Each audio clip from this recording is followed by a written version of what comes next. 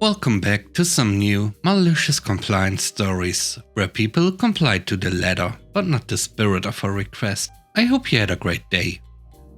The first story is called Task Tracking.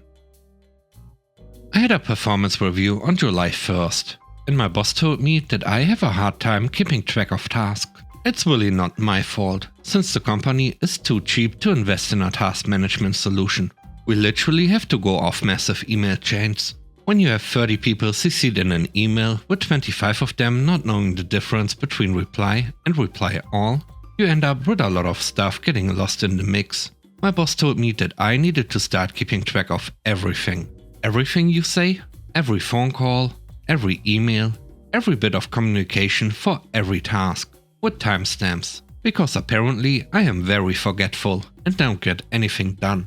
I am normally never this petty, but he gave me bad remarks across the board. So I figured, you know what? I ain't going down without a fight. Especially when I'm being blamed for something that is not entirely my fault. Also, I know I'm very effective as an employee, because I get things done. But my boss doesn't seem to know that. So I spent the July 4th weekend developing a simple task manager to be used by only me. Every phone call gets automatically logged. Every email I receive, saved as a PDF and timestamped. Time received, time opened, time that I completed reading the email.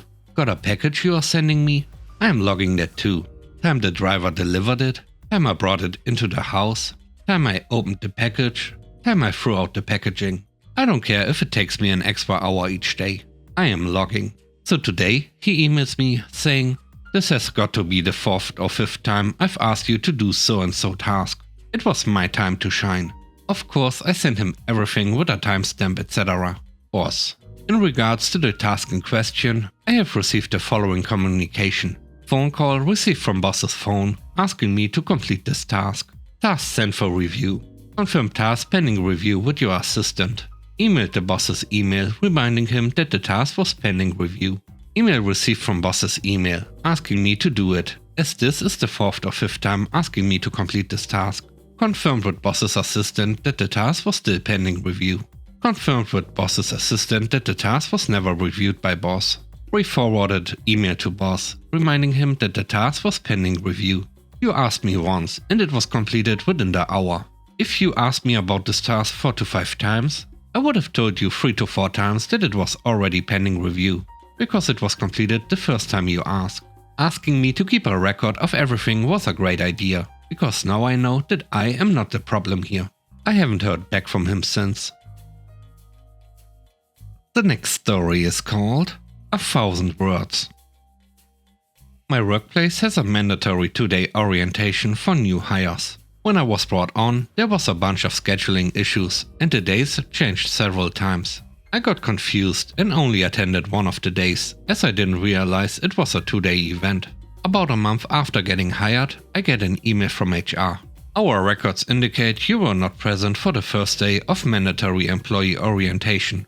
Here's the link to the event recording. Since you missed attending in person, you are additionally required to write a minimum 1,000 words reflection on the most impactful session. For some reason, the minimum 1,000 word requirement made me see red. I was a fully grown adult being treated like a high schooler, made to write lines on the board because I missed class. I could understand making me watch the orientation, even though I had been doing my job just fine for 4 weeks. Or do something reasonable, like some very specific fill-in-the-blank questions, just to prove I watched it. But a 1,000 word minimum was just gratuitous, so I stood over it for about a week. Then one night, after a few drinks, it hit me. The only requirement was that it was at least 1,000 words, along with some specific questions.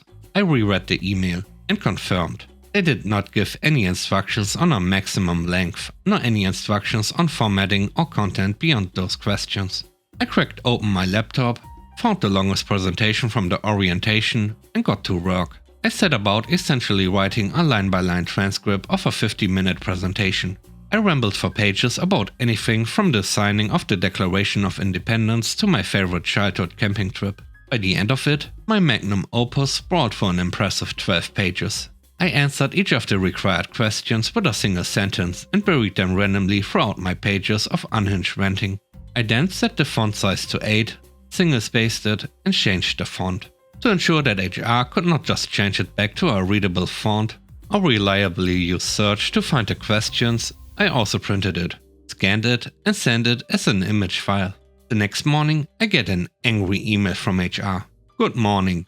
I'm informing you that your submitted reflective essay is completely unacceptable. Please resubmit it as a Word document with a size 12 times New Roman font, double-spaced. Failure to do so will result in an immediate disciplinary meeting with the VP of HR. I simply replied, I apologize that I misunderstood your instructions. If you could please show me where in your original email you outlined the formatting requirements, then I will gladly resubmit it in the proper format. I've worked at this company for almost 2 years now. I have yet to see the VP of HR, let alone have a disciplinary meeting with him or her. I recently ran into a brand new employee, who also managed to miss his orientation. According to him, HR was very specific that his response was to be no more than 1500 words in size 12 times New Roman font.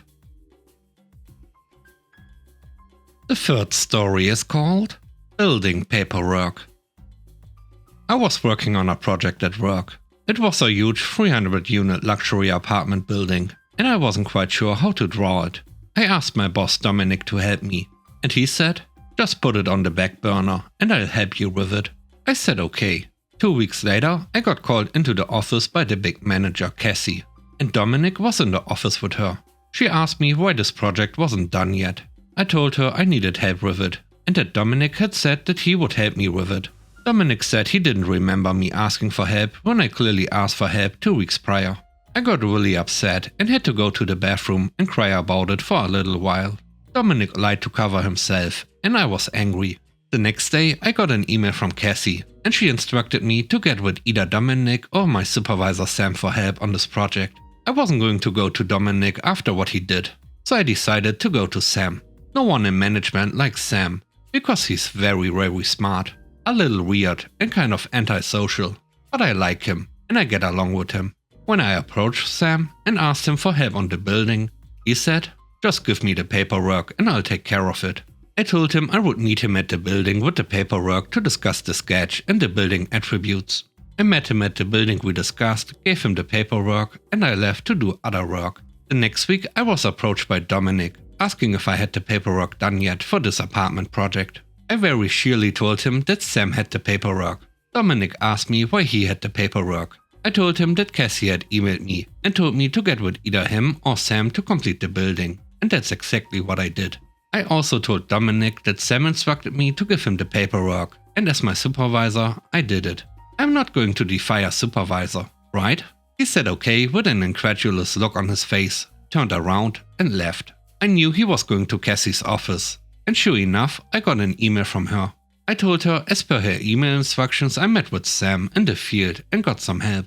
Told her he instructed me to give him the paperwork, which I did, him being my supervisor. Sam put the apartment building on the books at 45 million. But of course Cassie had to have the last word and emailed me that I was supposed to meet Sam in the field to learn how to pick up such buildings. She went on to say that Sam doesn't train people because he's not paid enough to do that.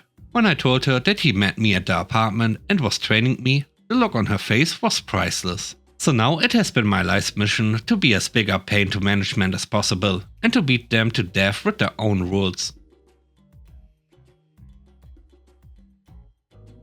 Thanks for watching the video. I hope you enjoyed it. If you did, please don't forget to leave a like, comment and subscribe. And if you have time, watch another one of my videos. And now, I hope you have a great day. See you soon. Bye bye.